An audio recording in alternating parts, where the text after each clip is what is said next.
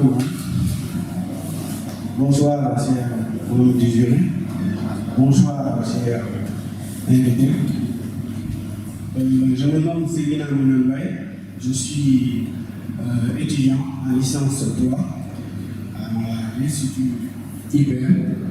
Je suis également aussi développeur chez Diamant. Aujourd'hui, je suis chargé de présenter qui a comme titre qui est sur les grandes surfaces en ligne. Je vais introduire en présentation via une question. Que serait-il sans nos téléphones mobiles? Aujourd'hui, nous tous nous utilisons nos téléphones mobiles pour avoir des informations d'actualité, pour organiser notre vie, mais aussi pour gagner de l'argent via l'achat en ligne. Aussi via d'autres moyens. Qui dit achat en ligne dit e-commerce. Le fait de vendre et d'acheter en ligne.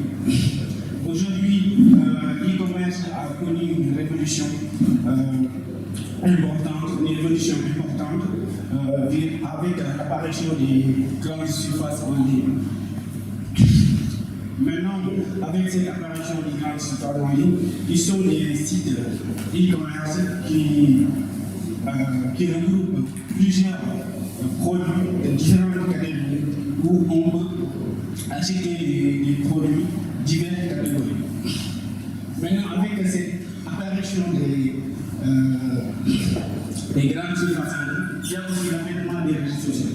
Nous avons tous ici que nous utilisons massivement les réseaux sociaux pour avoir des informations, pour se diversifier et avoir plusieurs informations. Maintenant, avec cette utilisation massive des réseaux sociaux, c'est une opportunité pour les gens qui font de l'e-commerce de pouvoir, via ces réseaux sociaux, de promouvoir et d'essayer d'étendre leur réseau en promouvant et vendant leurs produits via les réseaux sociaux. Maintenant, je vais, avec cette utilisation massive de ces réseaux sociaux, les grandes surfaces en ligne migrent vers les réseaux sociaux pour déployer et promouvoir leurs produits. Maintenant, je vais passer au plan.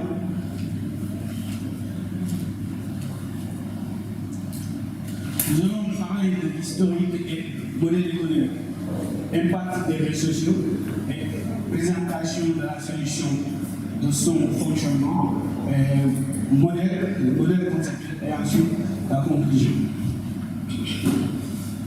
Maintenant, pour un peu revenir en arrière, on peut dire que l'e-commerce a apparu dans les années 1990. On a recensé la première commande au Philadelphie. C'était le habitant de Philadelphie qui avait fait le premier commande en ligne. C'était le 11 août 1994. Il avait commandé un album de streaming qui coûtait de 12,48 $. Cette première commande nous a amené jusqu'à aujourd'hui que plusieurs personnes investissent sur l'e-commerce. Nous allons parler aussi des modèles économiques. Il y a plusieurs modèles économiques, mais nous allons parler seulement de 3 modèles économiques qui se trouvent plus utilisés dans le marché. Il y a le business to business, le business to customer et le business et le customer to customer. Nous allons expliquer ces 3 concepts-là. Business to business, c'est simplement le fait qu'une entreprise vende ses services ou ses produits à une autre entreprise. Et le business to consumer, c'est seulement le fait qu'une entreprise vende des produits à des consommateurs. Et aussi, celui qui nous intéresse le plus, que nous avons proposé dans notre solution, qui est le consumer to consumer. Le consumer, c'est le fait seulement que les consommateurs se vendent des produits entre eux. Le consommateur devient ici un acheteur et un vendeur.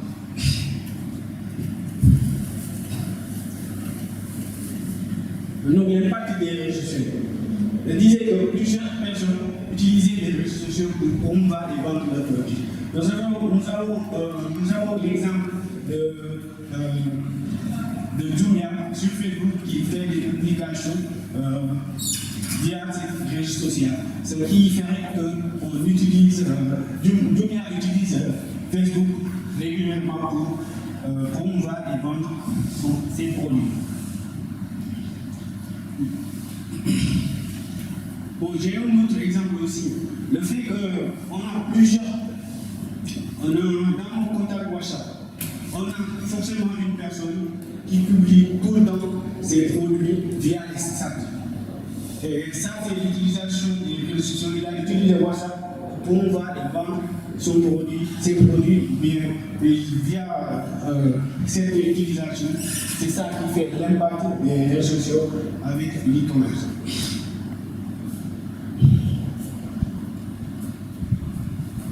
Là, c'est simplement des chiffres.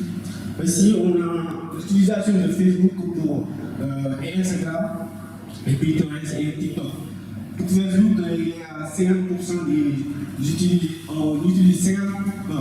Par exemple, les personnes utilisent Facebook pour l'e-commerce pour promouvoir et vendre leurs produits à 50%. Aussi, de même que Instagram.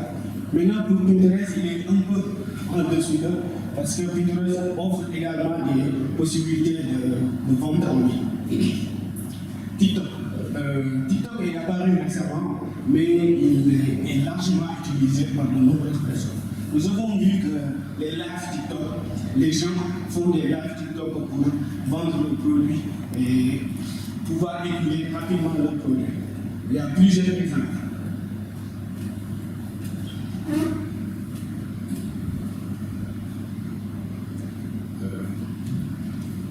Oui. Maintenant, nous allons passer au modèle conceptuel. Ok.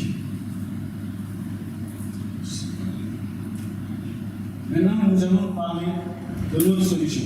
Bon, on n'a pas besoin de une petite vidéo pour faire le marketing, pour essayer aux gens d'aller saisir à notre solution.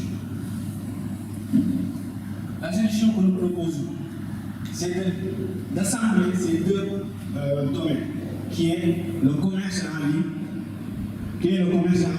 et les réseaux sociaux.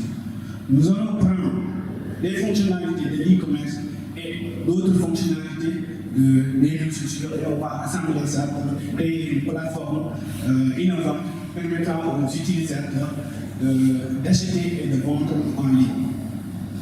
Ici, dans notre plateforme, qui est nommée Diagel, qui permet à l'utilisateur de devenir un acheteur et de devenir un vendeur.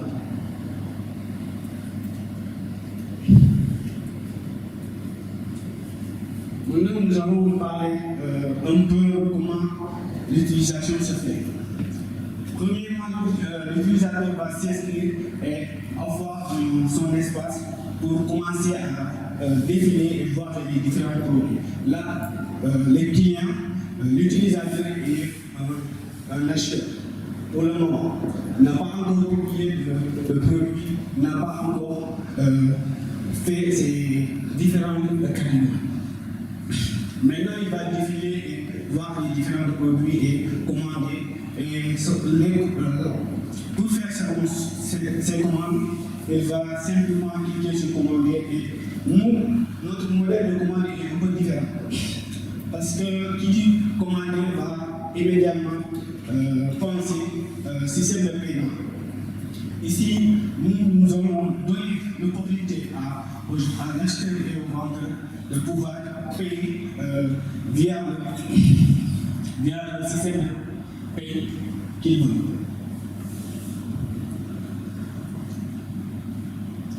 Maintenant, nous allons parler de l'architecture technique de l'application. Comme j'ai dit, ici, on voit côté client, on a une application mobile et un site web. Maintenant, l'application mobile a été développée par Ionic, appuyée par Apache Power. Ionic, on a utilisé Angular, parce qu'à Ionic, il faut utiliser un framework JS comme React.js ou Angular ou Vue.js. Maintenant, l'autre partie qui est le web, on a utilisé React.js et ici on voit trois serveurs. On a le serveur Node.js qui est une API qui va relier les deux fronts qui est Ionic et React.js. Maintenant, derrière ces serveurs-là, on a développé l'API avec Express.js qui est un package JS qui permet de développer des API REST. Maintenant, on a aussi l'autre serveur qui est Socket.io. Je pense que ce n'est pas très visible, mais ce serveur-là permet de faire l'interaction en temps réel. Là, ce serveur est plus utilisé au niveau du chat. Maintenant, on a un autre serveur qui est le serveur de base de données. On a utilisé MongoDB qui est un serveur, système de gestion de base de données NoSQL. Il utilise les données JSON. Voilà.